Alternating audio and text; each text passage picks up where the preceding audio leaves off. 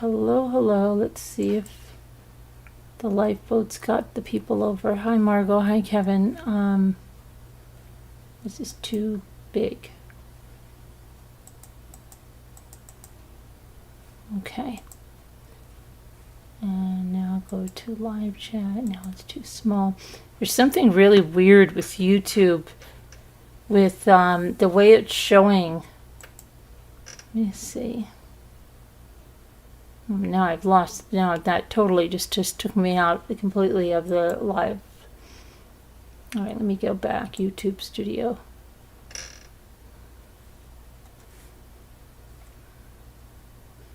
Crazy.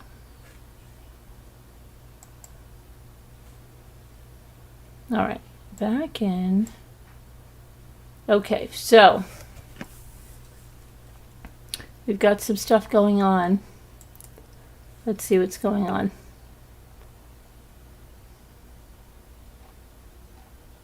Now, remind me to look at a little girl missing from Pullman, Washington. But anyway, this Mormon dentist, and we've covered this case up to date and at great length, I think. This is the woman he kept making the smoothies for, this dentist. Remember in Colorado, we even went through like his office videos. And they had many kids together, remember? And her brother was like just incensed that he would kill her. And he was ordering cyanide stuff from the office. And of course, there was a mistress and all that stuff, right?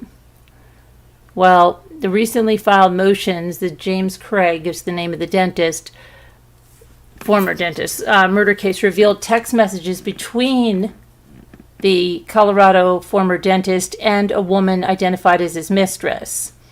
Craig, 45, the Mormon dentist, father of 6, is charged with the first-degree murder of his wife for the 2023 death of his wife, 43-year-old Angela Craig. Investigators allege that Angela died from consuming lethal levels of tetrahydroxylene, a decongestant commonly used in eye drops, and cyanide. In motions filed in May, prosecutors described the text messages between Craig and his alleged mistress as the most damning evidence so far.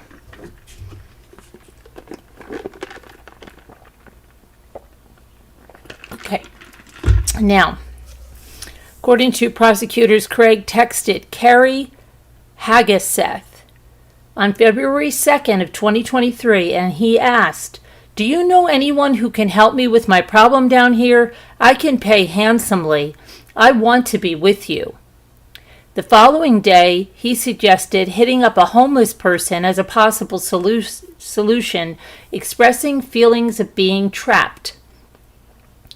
Detective Bobby Joe Olson with the Aurora, Colorado Police Department uncovered the text exchanges between January 14th and February 14th. The messages also showed Craig lamenting his situation, current, and describing himself as not suicidal but frustrated. Court documents indicate that he discussed his financial ability to support Haggeseth, who needed money for the children, but without specifically mentioning her name. Following the text messages, the discovery of them, police questioned the mistress on February 21st of 2024. During the interview, she reportedly described how Craig initially joked about his wife's death, but later discussed plans to get rid of her using an untraceable substance. Craig also referred to his wife as his problem in the messages and repeatedly asked the mistress for help and expressing his desire to bless her life. At the time of his wife Angela's death, Craig's dental practice was failing, and he allegedly told his friends that his wife was suicidal. He claimed she asked him to buy the poison, either to take her own life or force him to stay with her. He sounds like that guy, Tote, remember, who told that story that his wife said, "Please kill me." Remember that one? I didn't want to do it, but she gave me the knife and said, "Please, please do that." Yeah. Angela Craig died on March 18th of 2023 at University Hospital in Aurora after multiple ER visits for symptoms such as dizziness and vertigo. She collapsed on March 15th, was put on a ventilator, pronounced brain dead that night, and she was taken off life support 3 days later. An autopsy revealed lethal levels of the tetrahydrozoline and cyanide in her body, with the former being found at 400 times the therapeutic dose.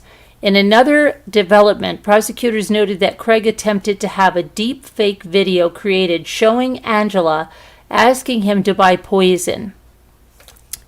Meanwhile, Angela's brother, Mark Prey, explained the toll that his sister's murder had on the family, and he said, and I quote, "The heinous actions of her killer have left a void in the lives of her children, our family, her countless friends, and the world, depriving us of Angie's love and light."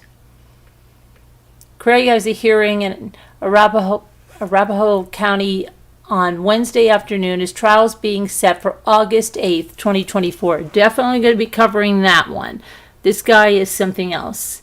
I just can't believe they just recently found the text messages. Why did it take that long to find those? I have no idea.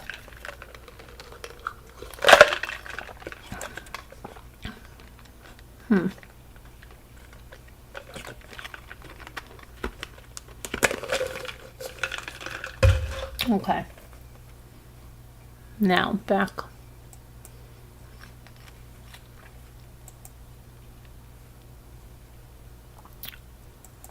I just saw something here. Why did it... Okay. Hang on 1 second.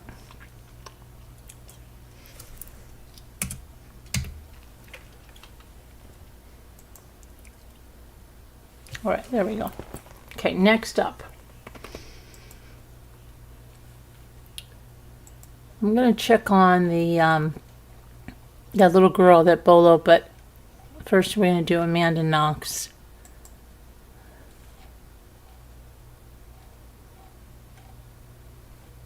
Okay, let me get her picture up here. Amanda Knox.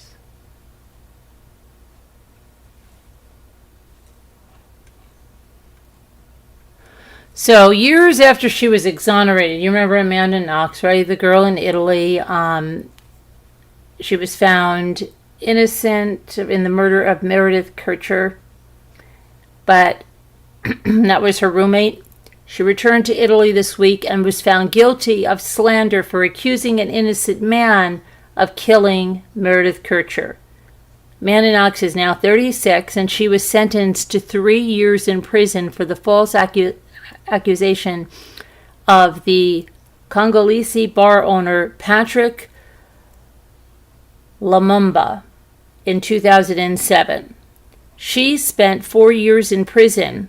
I didn't realize it was 4 years. Well, for the murder of 21-year-old Meredith Kircher before the verdict was overturned.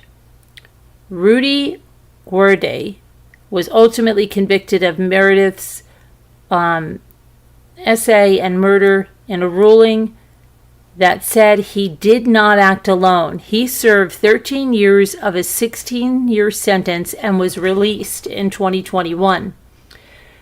Meredith Kircher was found dead in the apartment that she shared with Amanda Knox. She was stabbed 47 times.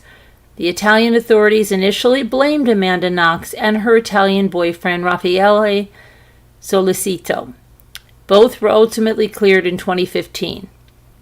Knox accused that bar owner of the crime during a lengthy overnight questioning by the Italian police after Meredith's murder. She was initially convicted of slander, but then the European Court of Human Rights ordered another trial in the case in 2019.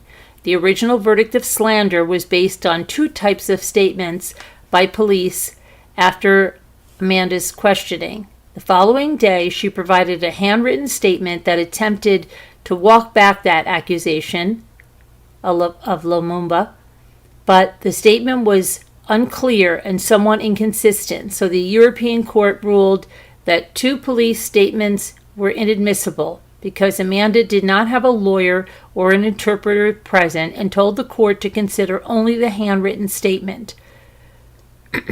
Now, on Wednesday, and I quote Amanda saying, "The police threatened me with 30 years in prison.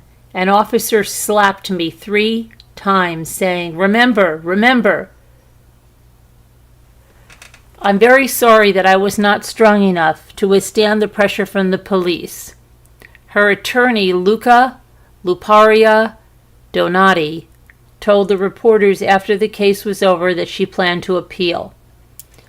Amanda will not return to jail after the new conviction. The 3-year sentence is covered by the time she has already spent in prison when she was convicted of killing Meredith Kircher.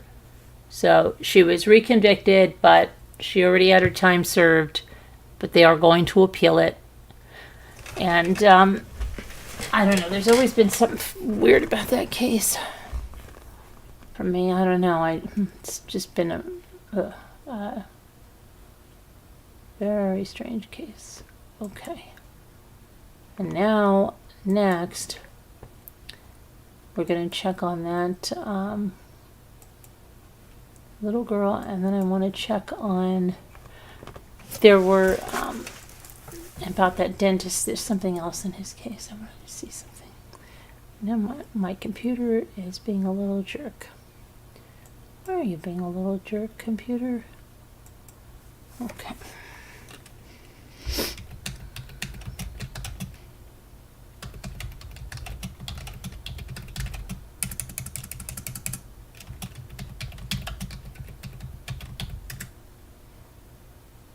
Okay, so let's see if this is still the case here.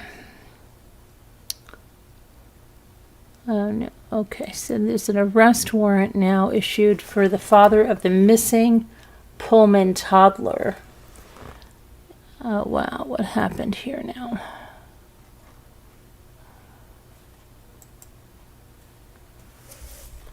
I want to put her picture up there. Hang on. I don't know. There's something going on with the internet. I don't know what is going on. It is ridiculous. Ridiculous.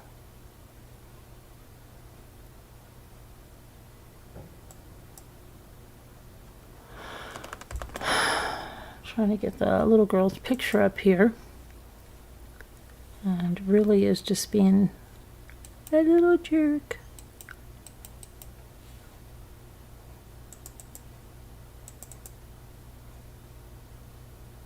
Come on, you can do it.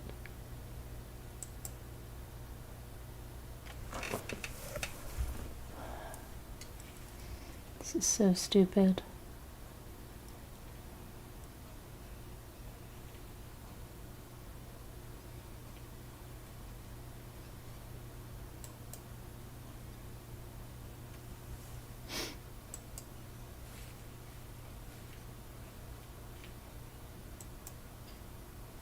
See, I'm going through my task manager to see if I can do anything. Okay, it might close down my Chrome, so maybe that's good. I can start fresh.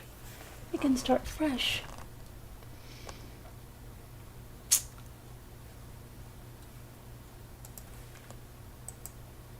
And I updated Chrome and everything today. I'm like, come on. What's going on?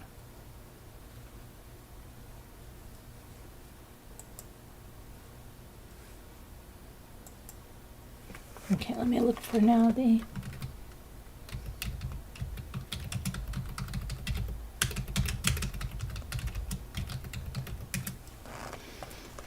okay, so they have an arrest warrant for the father now. What? I hope they don't think that the little girl is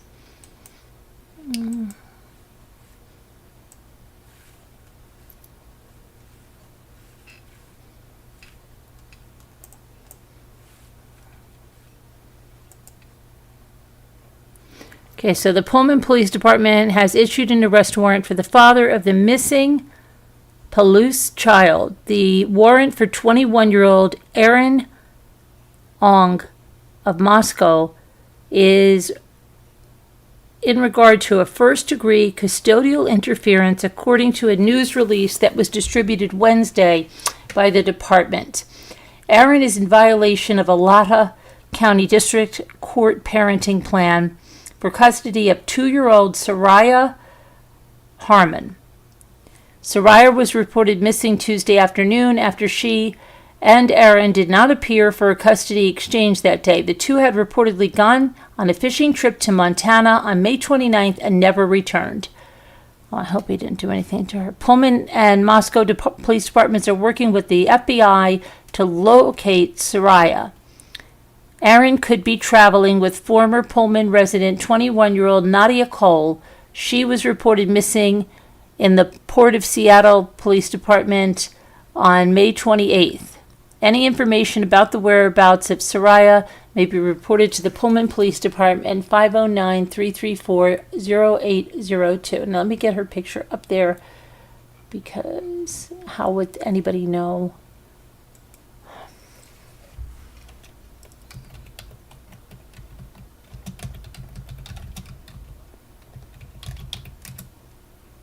Okay. All right. Here we go. Here's the little girl.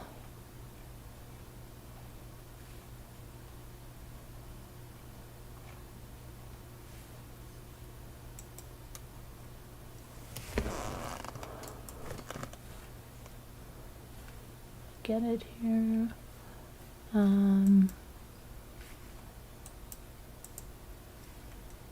Okay, and this is the people that she may be traveling with right here. So several local law enforcement agencies are investigating the report of a missing 2-year-old child. She is said to be with her father, and the two traveled to Montana for that fishing trip. She was scheduled to be returned to her mother on June 3rd, but they have not appeared at the scheduled custody exchange.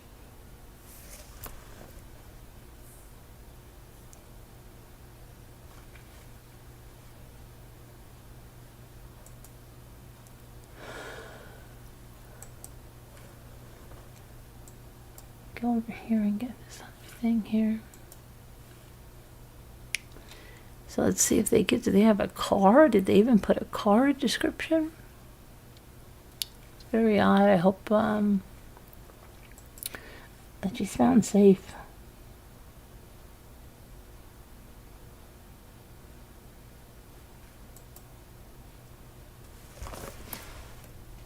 So the woman is his fiance. So she's been reported missing too. It says here, let's see. Soraya was last seen with her father, Aaron. On May 29th, the two reportedly traveled to Montana for that fishing trip but have not returned. Aaron may be traveling with 21-year-old Nadia Cole, formerly a Pullman resident. Cole was reported missing to the Port of Seattle Police Department May 28th. Anyone with information about Soraya's location is asked to call the Pullman Police Department. Now,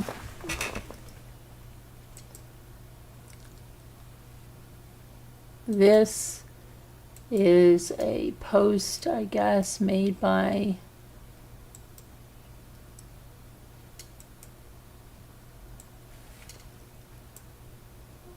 it says, missing persons alert, this is my family, please help me find them. My brother, my baby niece, and future sister-in-law are missing. Please help me find them. My brother Aaron Ong and baby niece Soraya Ong were supposed to come back from a camping trip in the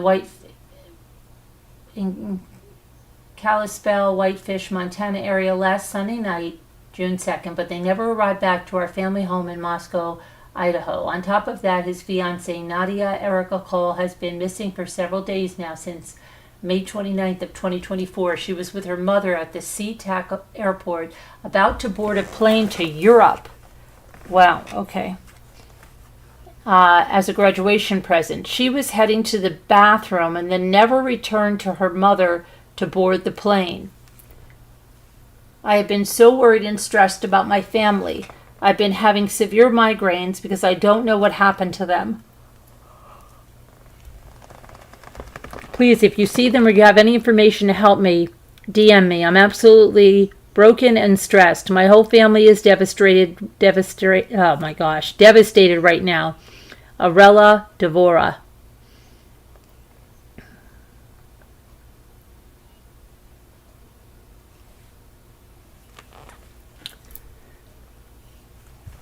So that's really crazy. Where are they?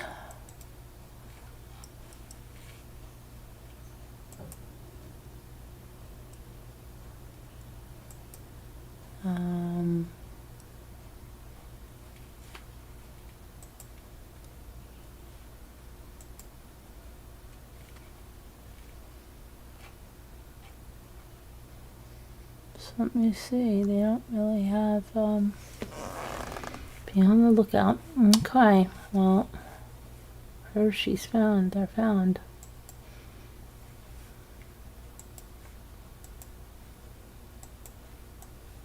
Let me see.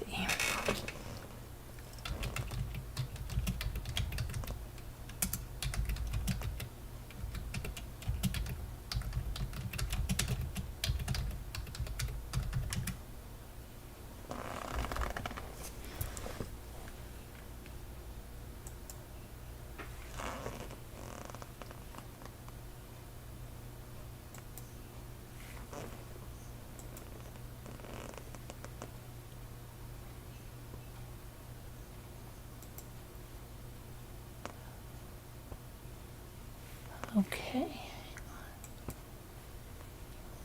I just saw something. Hold on a minute. It looked like she was spotted. Where did I just see that?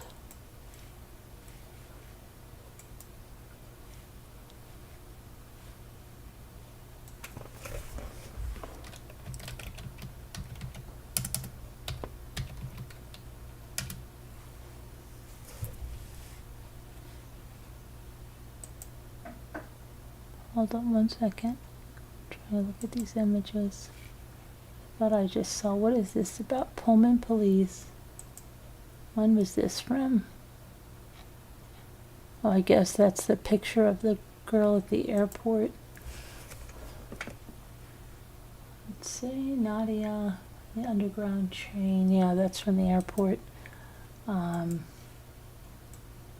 Shows her there. Okay, I thought there was a sighting.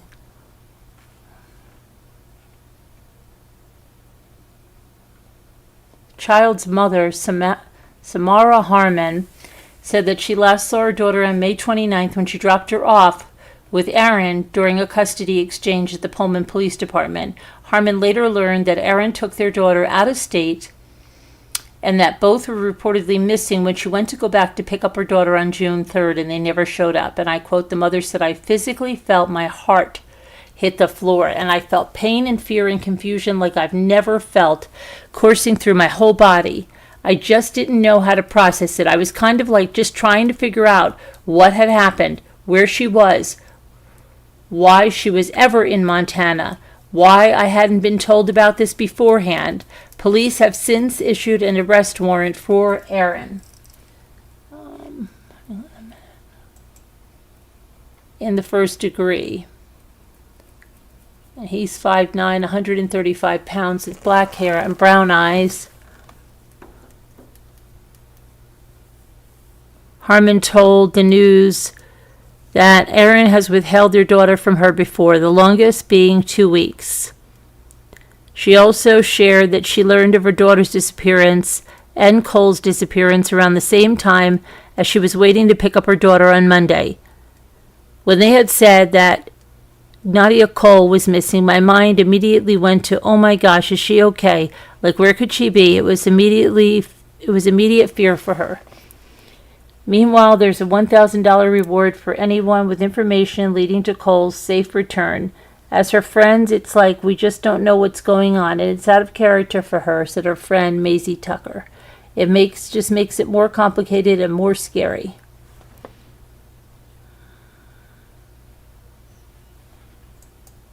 Now, remember Riley Strain? Well, apparently there's a new witness. It said, this is This is old, but it said that. Hold on a minute.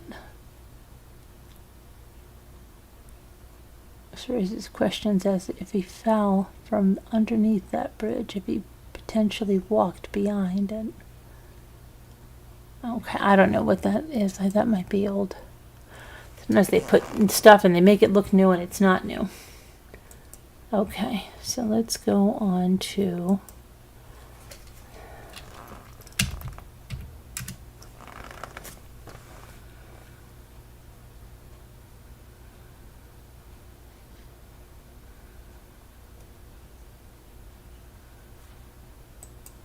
okay, here's something. A woman died after taking Ozempic to slim down for her daughter's wedding. An Australian woman took Ozempic to shed a few pounds before her daughter's wedding. She died from gastrointestinal illness, and her husband is warning that the medication is not worth it at all. Trish Webster is 56 years old. She was prescribed Ozempic to help her squeeze into her dream dress for her daughter's wedding. Ozempic is a medication that's approved by the U.S. Food and Drug for people with type 2 diabetes, but it's become widely used as a weight loss drug around the world. The drug works by mimicking a natural hormone, GLP-1, which slows down the passage of food through the stomach and intestines, making people feel full longer.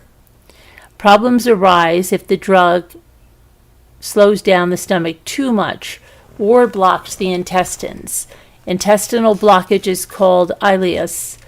The FDA received 18 reports of it in people taking Ozempic as of last September. For her part, Webster took Ozempic along with the prescription injection Saxenda, losing about 35 pounds in 5 months.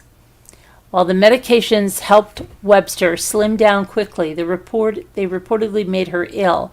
On January 16th, just a few months before her daughter's wedding, her husband allegedly found her unconscious with a brown liquid seeping out of her mouth.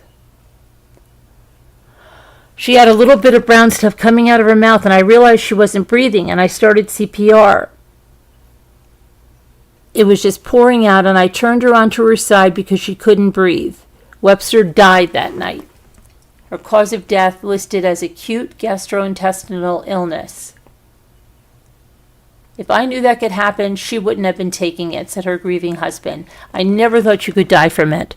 While Webster's death has not officially been linked to her Ozempic and Saxenda usage, her husband is blaming the drugs.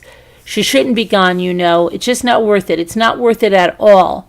In a statement that he made to 60 Minutes Australia, the manufacturer of Ozempic, Novo Nordisk, said ileus was only reported after its post-marketing setting, suggesting the drug maker only became aware of the problem after the drug was released.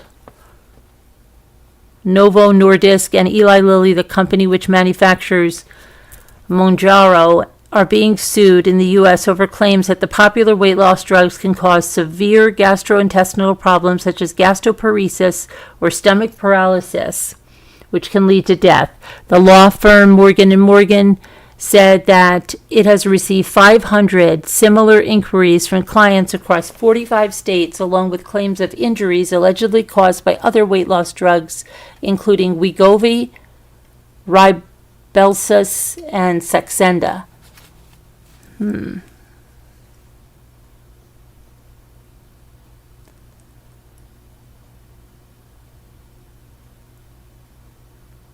Gastroparesis is just one of many side effects that have been reported, including Ozempic finger, or Ozempic burp, Ozempic butt, Ozempic face, and weird dreams about celebrities. Some experts have warned that Ozempic and similar medications have not been available long enough to study the long-term effects, including suicide concerns, and are likely being misused by some as a quick way to shed a few pounds.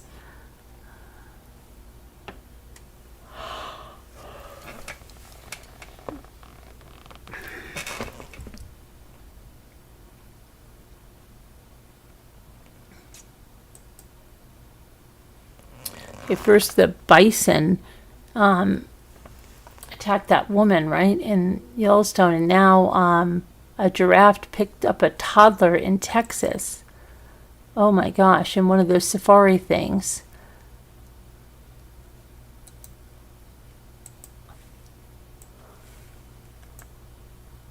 We had giraffes and everything. One, like, bit, I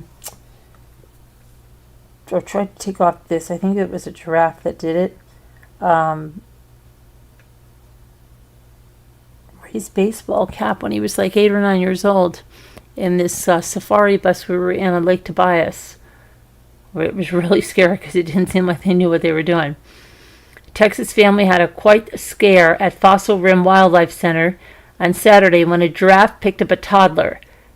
The Totten family says they were feeding a giraffe from the bed of their pickup truck at the center in Glen Rose, about 80 miles southwest of Dallas, when the animal grabbed their 2-year-old Paisley's shirt. Paisley's mom was sitting in the truck bed with her while she fed the giraffe from a brown paper bag.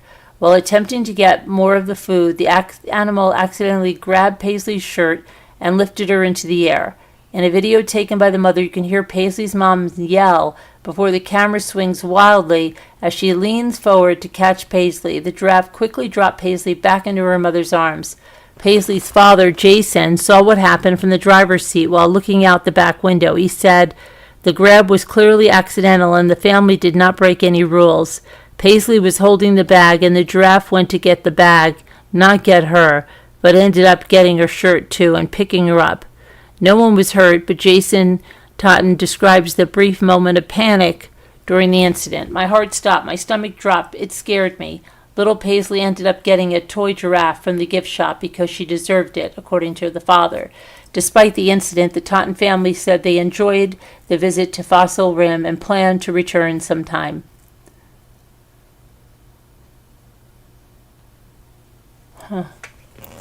Okay. Scary moment for them, huh?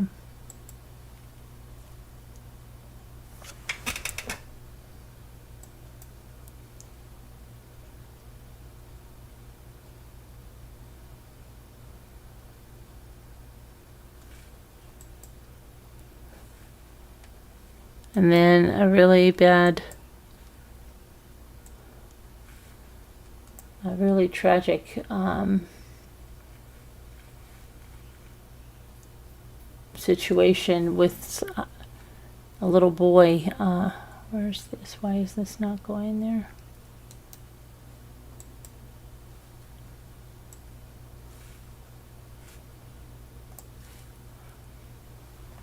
Salt Lake City, Utah. Levi Wright, the 3-year-old boy who fell into a fast-moving creek in southern Utah last month, has died after being taken off life support. Levi is the son of a rodeo star named Spencer Wright, and he died on Saturday. Spokesperson for the family wrote on social media. Over the weekend, the child's mother, Callie Wright, posted on Facebook that the family decided to take their toddler off life support. "Here soon, I'll climb into bed with my baby, and I'll hold him as he falls asleep for the last time on this earth," Callie Wright wrote. She added, "We will miss him every second of every day down here, but feel without unwavering doubt that this is the best we can do for him." The child drove a toy tractor into Beaver County River.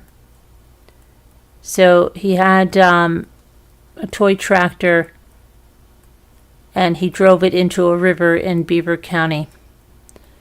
He fell into that creek while riding his toy tractor on May 21st. Emergency crews pulled him from the river roughly a mile downstream, and a helicopter flew him to Primary Children's Hospital in Salt Lake City. As his family initially feared the worst, he clung to life. When he briefly awoke from a coma days after the accident, and gave his family and the many people across the world a hope for recovery. But brain scans brought news that left the family shattered. As Callie Wright wrote in one of her social media updates, saying, "Last week's attempts to wean Levi off a breathing tube and sedation were unsuccessful."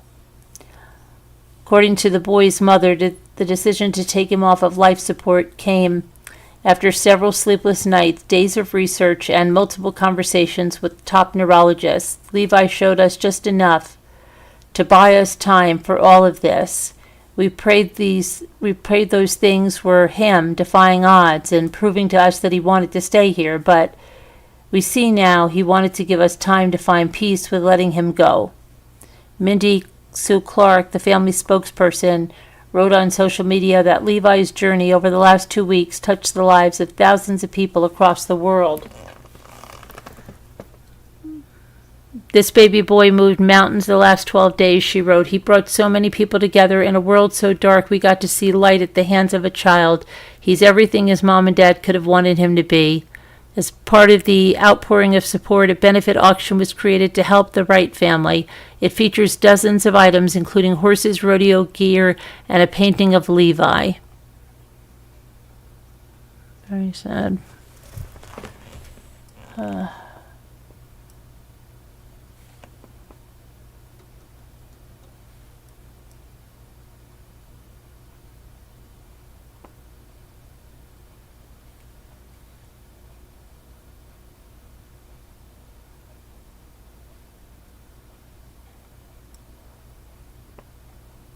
Oh, and the huge tornado in Maryland. Let's see what happened there. With devastating destruction.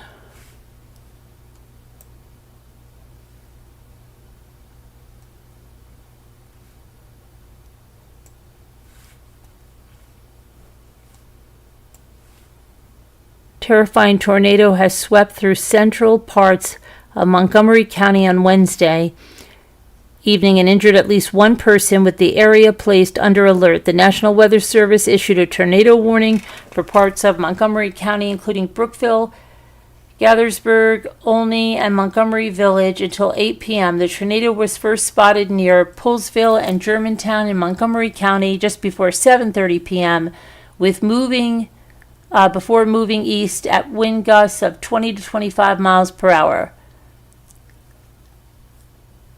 The D.C. Area National Weather Service warned residents to immediately seek shelter, to stay inside, and take cover as the tornado keeps moving. National Weather Service urged residents to move to a basement or an interior room on the lowest level of the building, as well as avoid windows to protect themselves from flying debris. Montgomery County Emergency Management officials say that a damaging tornado has been located over Gaithersburg shortly after 7:40, calling it a life-threatening situation. Damages are being reported across Montgomery County, including several structures that have collapsed and trapped 5 people inside them across Gaithersburg. Wow. All 5 residents have since been rescued from the damaged structures, although one of them reportedly sustained serious injuries and was taken to an area hospital. Let's see, a tornado warning was also issued for other counties, from Frederick County in Maryland to neighboring Loudoun County in Virginia, and is expected to continue. Tornado warnings are also in effect for Baltimore, Dundalk, and Essex.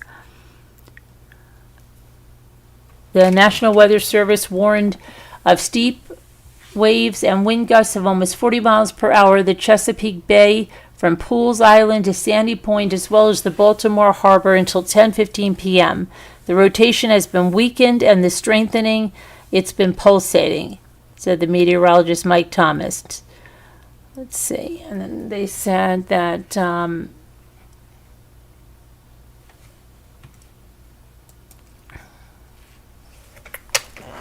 let's see.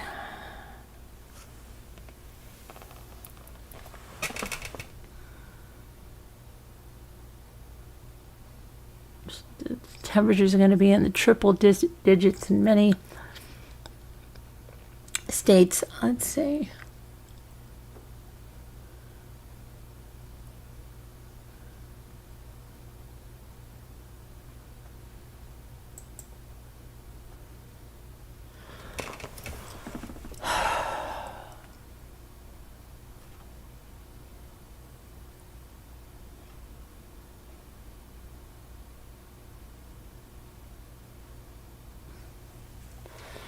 Okay.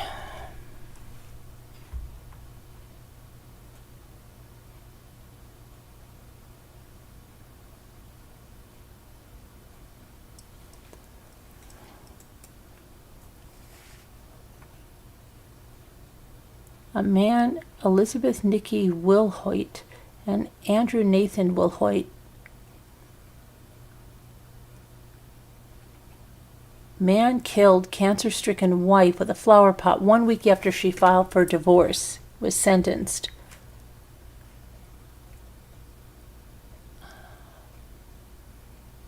I don't know, I have to get it.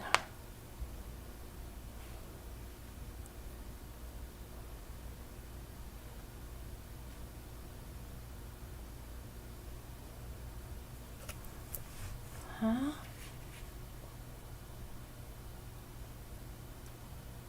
What is that about?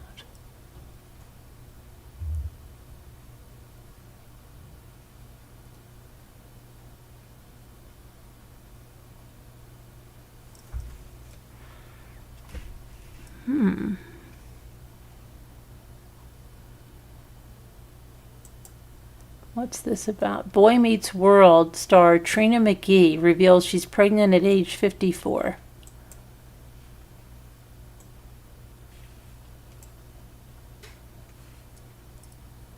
Trina McGee is ready to meet her fourth child. The 54-year-old actress who played Angela Moore on Boy Meets World revealed Monday on Instagram that she is expecting. At the tender age of 54, I found myself pregnant. Please bless us with your prayers for a safe delivery.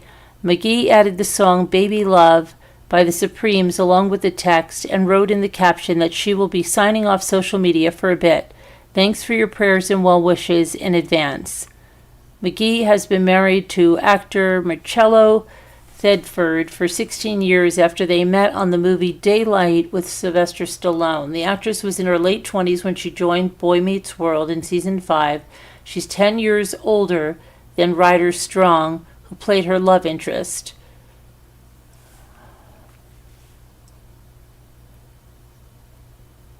McGee also revealed on TikTok in 2022 that she was secretly pregnant at one point during the series, zooming in on her baby bump in a 1998 episode. That time I played a teenager, but in reality I was 6 months pregnant.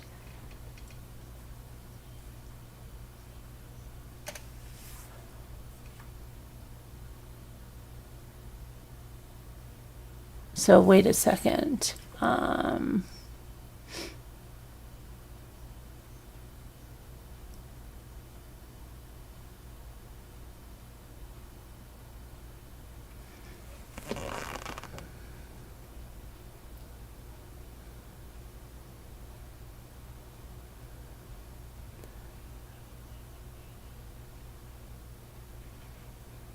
That's weird. So I wonder if that was...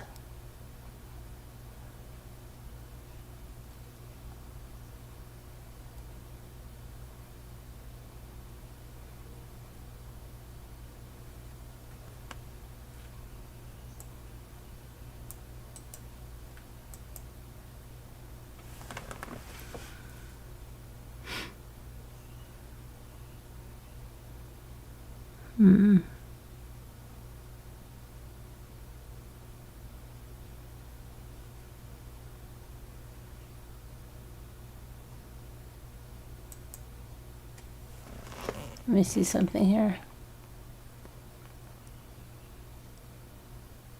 Okay, the 54-year-old actress, she said, I've been saying I wanted to have a baby with my current husband of 16 years for quite a while.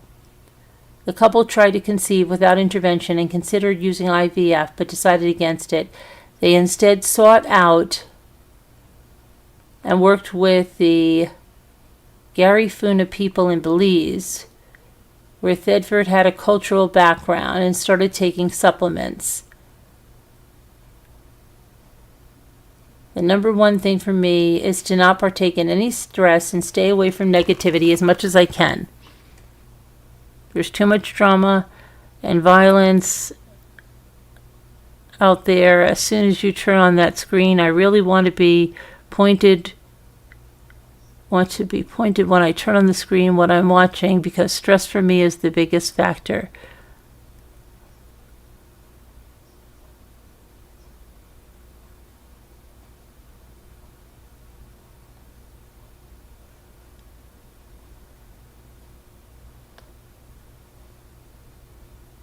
I don't partake in any negativity anybody has to say about it. I'm so happy I've been blessed, and that's it.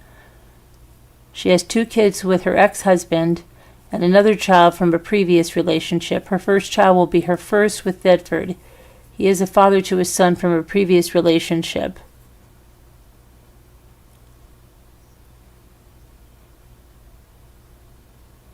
For 16 years she's been trying, so... Well.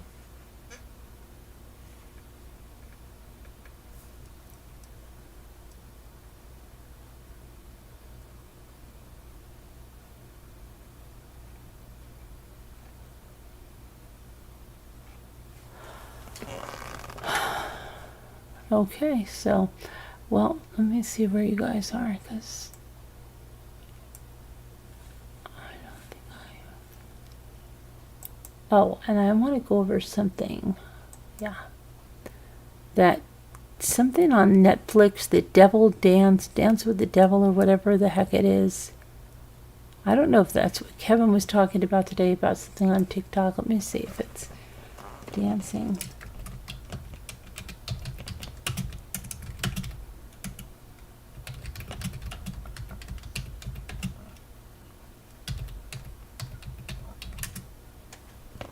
About some cult or something. Dancing with the Devil, subject Miranda calls Netflix doc one-sided. Okay, so this is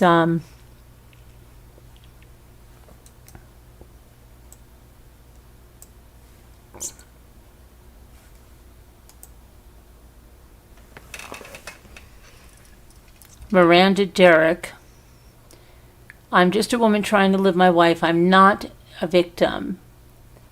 Miranda Derrick is telling her side of the story after the newly released Netflix docuseries Dancing for the Devil, the 7M TikTok cult, insinuated that she was involved in an alleged cult. On Tuesday, June 4th, the TikTok star refuted the claims made by her family and others who have spoken out against Robert Shin's 7M organization. Hey guys, and they quote her saying this, I hope you're having a wonderful day. Just wanted to hop on here real quick and first of all say thank you so much to everybody who's been so supportive during this time. That was on her Instagram stories, and she said, let's see, hey everyone, blah, blah, blah.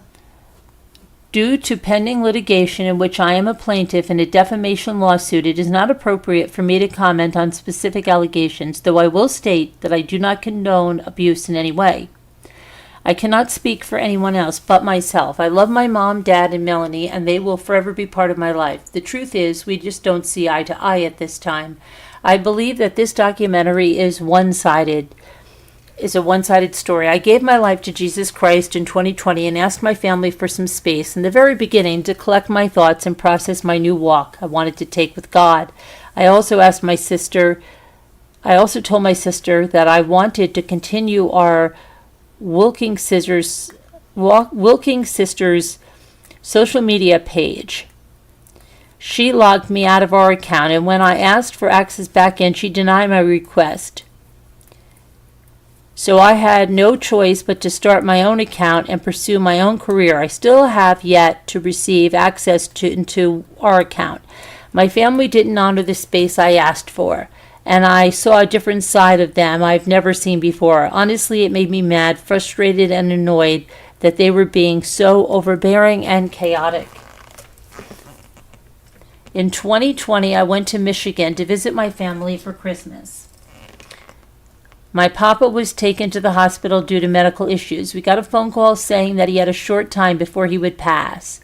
Melanie and I drove to the hospital to say our last goodbyes. Before we went into the hospital to do so, I started to pray for our papa in the car, and Melanie got offended, angry with me, and told me to stop and to never pray around her. Our papa passed away that day.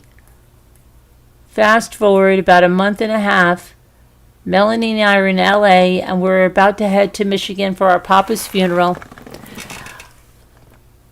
I was at a place with my family where I felt like I was being harassed. My parents and sister are not religious. They immediately called me going to church twice a week, a cult. I felt that if I went back for the funeral, they would try to keep me there and not let me come back to LA. So I told my family that I would not be going to Michigan and that I wanted to move in and begin my life with James. To keep it simple, I did not want to be around them at the time because I felt threatened by them.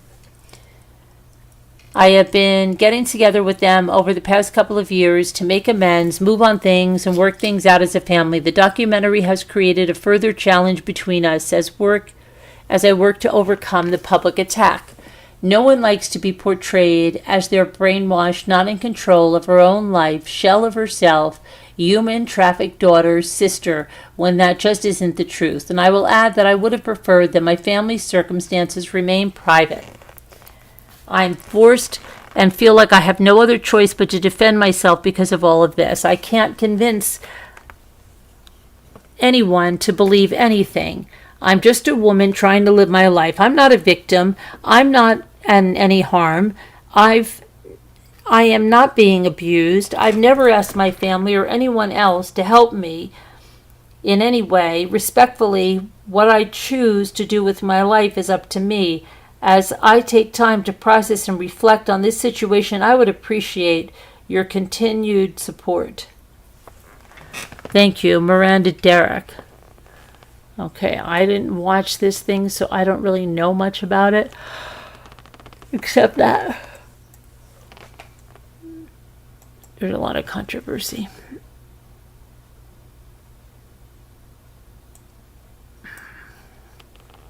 So a new Netflix docuseries follows a Michigan's family battle with an alleged 7M TikTok cult. Dancing for the Devil, the 7M TikTok cult debuted last week on the streaming platform with 3 in-depth episodes documenting the Wilking family struggle with their daughter's entanglement in an alleged cult that's led by Robert Shen. The series follows the Wilking family from the Warren area through an investigation into trying to find out what happened to their daughter Miranda. Miranda and her sister Melanie had millions of followers on TikTok through their viral dancing videos before Miranda became estranged from the family after joining a religious group in Los Angeles. The docuseries also highlights other dancers who were part of the 7M group before leaving, including Kylie Douglas, who is a Novi native.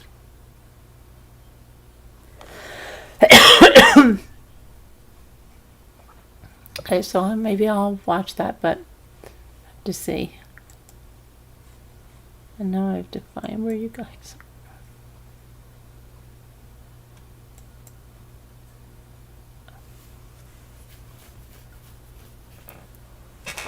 are. Okay. Note to self, watch that. Yeah, I'm going to watch it too, Taco. I don't know, I mean, I could put it on if people want to watch it as a movie night. I could put it on, now for members and Patreons, but I'll probably fall asleep. What time is it? It's 2 o'clock. Maybe you saw it already, Kevin? Maybe, what's tomorrow? Tomorrow's Thursday. Maybe tomorrow night we can do it and get off earlier. Okay, but I'm exhausted now and I've got a really big day tomorrow, so I love you guys. God bless. Prayers. We'll see you tomorrow. Everybody be good. Be kind. Be a good human being. See you later. I love you.